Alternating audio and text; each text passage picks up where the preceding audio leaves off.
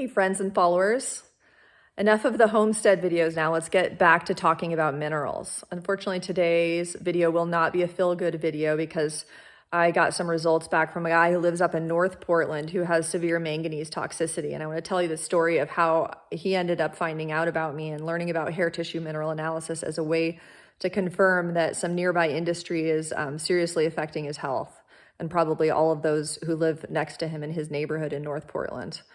So I had a client referred to me by a naturopathic friend of mine, Dr. Erica Siegel.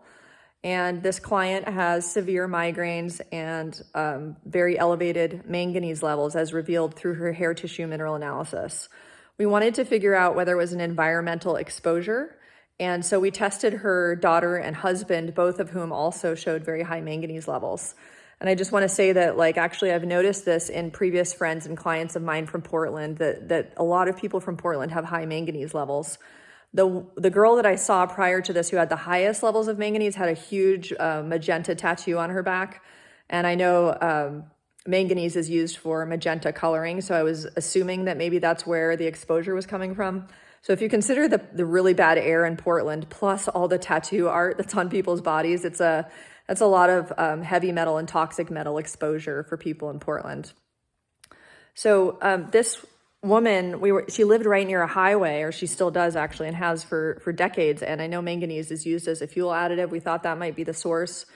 And she inquired within her internal circles in the public health department of Oregon that she works for, and was not able to come up with any data showing a possible exposure source for manganese, which is pretty amazing because there's a lot of industry in Portland that's spewing out manganese. And how is it that the public health officials, even within her inner circles, weren't able to give her the information that she needed to determine the exposure source?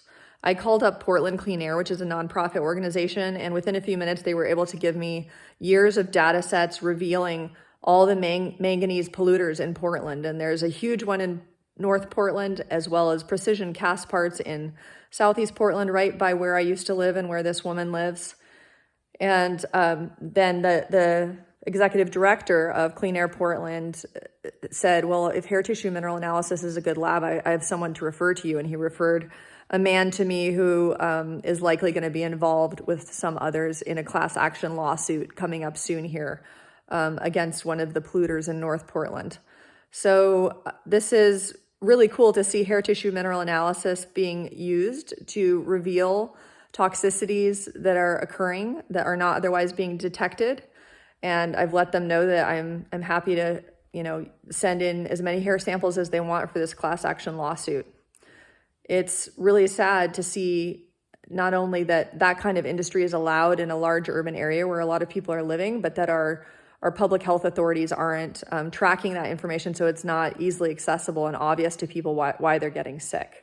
So if you live in Portland, I'd pay attention to which industry you live by, and that can really accumulate over the years. Maybe reach out to Clean Air Portland and get more data about specifically which kind of pollutants are in your neighborhood, and consider moving to a neighborhood that's less polluted, because these minerals can really build up in your body and affect all the other nutrient dynamics and relationships in your bodies. And it's a big deal, and we need to talk more about how this stuff is happening so that when people have these mystery illnesses, the mystery can be resolved and understood. Thanks for watching. See you in the next video.